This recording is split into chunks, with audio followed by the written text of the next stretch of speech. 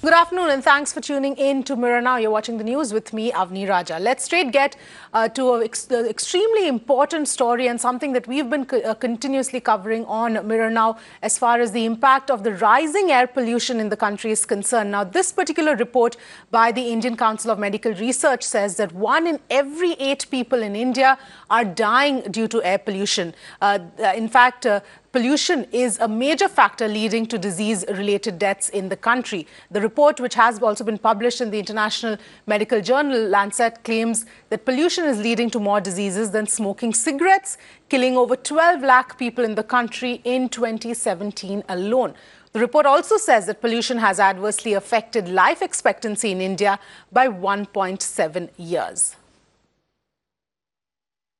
Well, those are the details coming in as far as this ICMR report is concerned. Now, this report was just released very recently and making extremely a comprehensive report that is for the first time estimating the deaths, the disease burden and the life expectancy reduction as far as air pollution, the impact of air pollution is concerned on a state-wise basis in India. Let's in fact go across to Sanjana, who's joining us on the phone line. Sanjana, if you can take us through what are the important highlights of this report. We have been reporting since the morning, talking about how 1 out of every of these 8 deaths are, related to pollution in the country. This report also, makes another pertinent point. The fact is that if Indians actually had cleaner air to breathe, their average life expectancy would increase by 1.7 years from the current 69 years to 70 years, according to this report. Now, air pollution has caused 1 in every 8 deaths and a total of 1.24 million deaths in India in 2017, as per this report. Also adding that more than half of these victims were less than 70 years old, according to the air pollution mortality and morbidity estimates by the India State Level Disease Burden Initiative that's published in this report on December 6th. So let's what's also glaring about this report is that they've spoken about the kind of premature deaths that take place in India. So India actually has a disproportionately high share of premature deaths due to air pollution.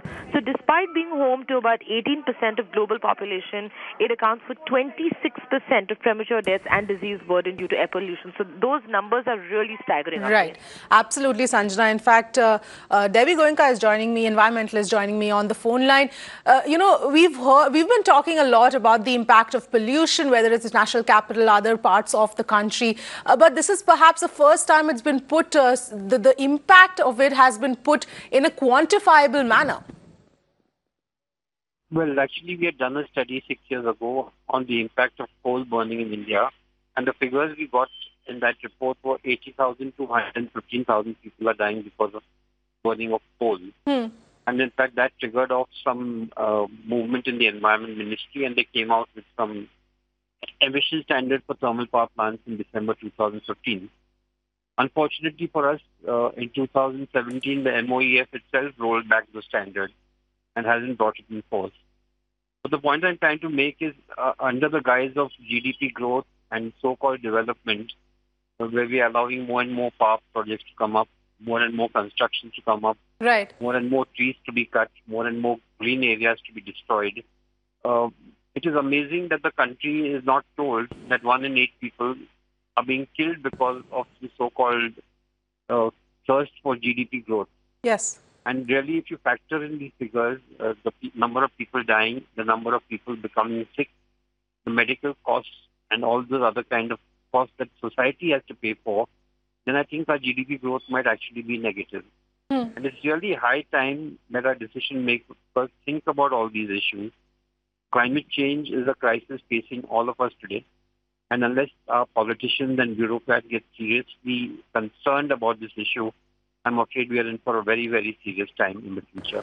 Absolutely. Devi Goenka, please stay with us. I'm also being joined by Stalin Dayanand. The point that Devi Goenka was making is extremely important because on one hand, of course, this report is a big eye-opener, but the problem of climate change, rising air pollution, all of these things are usually not taken as importantly as things like a GDP growth and perhaps when both are so importantly interlinked. If you see the list of polluted cities in the world, we have a lot of big contribution to make. Yes. See, a lot of Indian cities are coming up in that this. The fact that 1 in 8 is affected is also, I'm disputing it. It is much higher. In Okay. India, there is no study done for the most vulnerable sections. These are the children who are suffering every day in the cities due to dust and pollution, and the elderly who are suffering.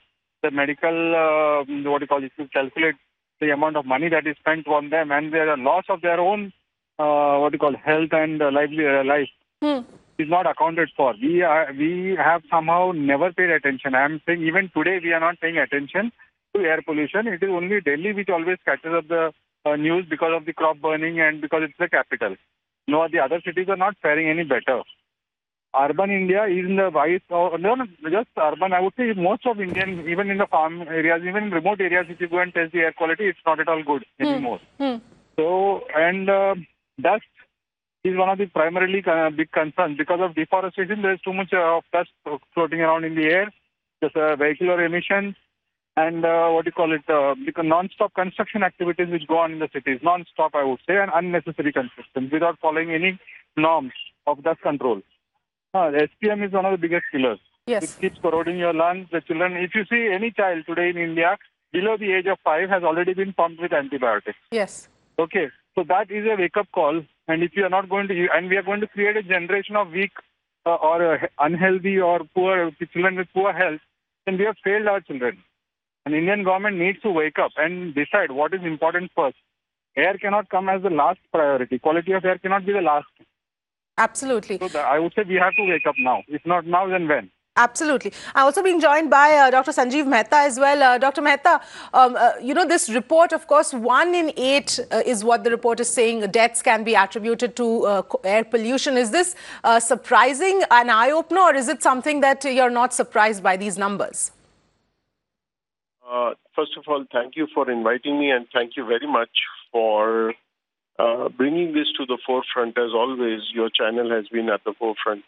Now, it's not at all surprising. We as doctors have been saying this for a long time. I have been on your channel so many times talking about the hazards and the damage that air pollution is doing. Yes. Now, that being said, this is something we have been expecting, that there's a large number of people who are affected, and I think even this number is probably underestimating the extent of the problem.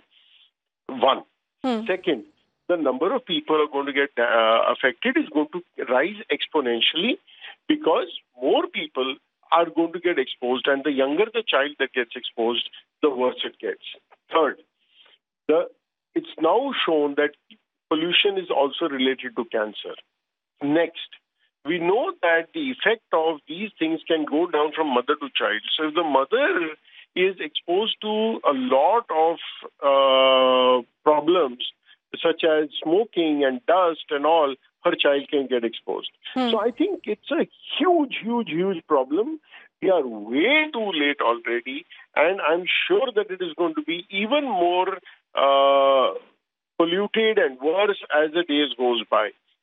So I think we have a huge problem. Yes. That being said, now I think the problems are everywhere. The problems are in the cities, in your homes. Each one of us in our homes has problems. In the outdoor, there is in the roads. Not only construction, I think it's the road construction which is a problem. Going farther from there, it is in the villages. I think the problem is pan-country. In fact, in the last study, out of the top 15 polluted cities in the world, 14 are India. So, it's out there and it's there for you to see. Yes. But we need to do more about it. Absolutely. In fact, Devi Goenka, if you're still with us, the fact is that whatever solutions so far that keep coming up all are extremely superficial, short-term Band-Aid type solutions that keep getting implemented, which really don't do anything. The fact is we're kicking the can down the road, like Dr. Mehta was also pointing out. And I'll give you one example. When the air pollution crisis came up for the first time in Delhi 20 years ago, the knee-jerk reaction was to get all cars converted into CNG. Yes. And to phase out diesel cars and so on and so forth. Now, they never really thought about the consequences of converting vehicles to CNG. And in fact, there was a momentarily drop in the air pollution levels. But what research now shows is that burning of CNG actually releases ultra-fine particles, which are of the range of zero.1 micron, which are really, really very fine. And there's no technology available that can take care of these kind of particles. And once these particles get into your bloodstream and into your system, they are extremely, extremely toxic, and there's very little you can do about removing them. The actual solution to the problem of traffic congestion and vehicular pollution is to have good and efficient public transport. In fact, we saw in Delhi that the metro was working pretty efficiently, but when they increased the prices of the metro fare last year, the ridership dropped by about 30%, and more people switched over to private transport. In Mumbai also, we actually have a very fantastic public transport system. But instead of investing in the suburban train system and increasing the frequency of trains and making it grow to keep rise with the population numbers, we are spending 100,000 crores on the metro system. Each and every arterial road in Mumbai has been dug up. Traffic is a nightmare, and because of traffic congestion, the pollution figures are actually going up. Right. The question that nobody seems to have asked is, do we actually need the north-south metros in Mumbai? Why are we not really upgrading the suburban train system? Why are we killing the BEST bus system? And why are we actually going in for all these kind of investments, given the fact that we are a coastal city, sea levels are rising, and maybe 20 years, 30 years down the line, all the areas that have been reclaimed 200 years ago are going to go back underwater. Yes. Right. Absolutely. Yes.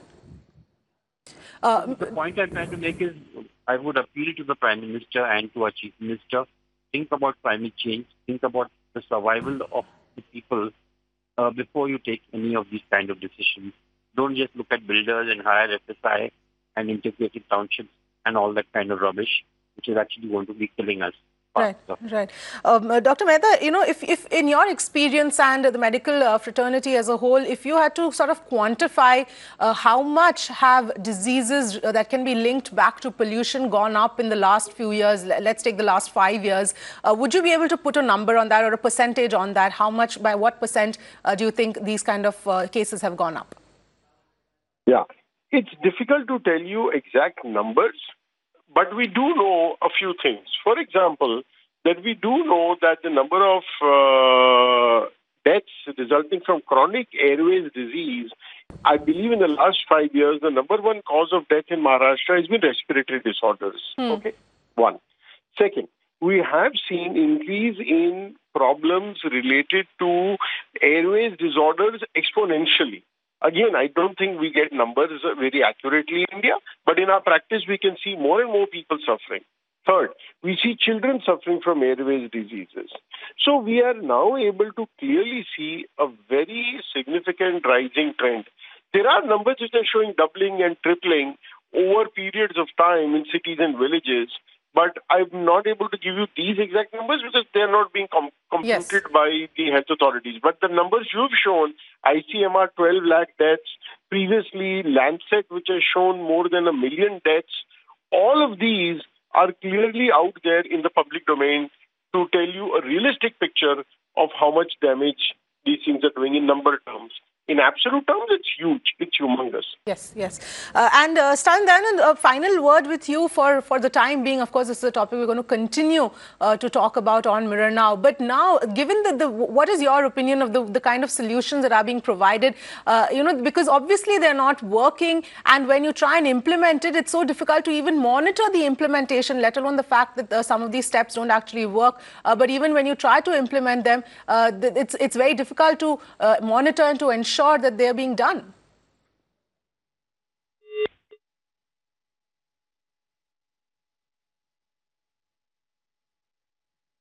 All right, I think we seem to have lost Stalin Dayanand, but I would like to thank all our guests for joining us on the phone line. This, of course, is an extremely concerning report that has come out. It's putting into numbers what we've been talking about all this time, but this is something we're going to continue to talk about on Mirror Now.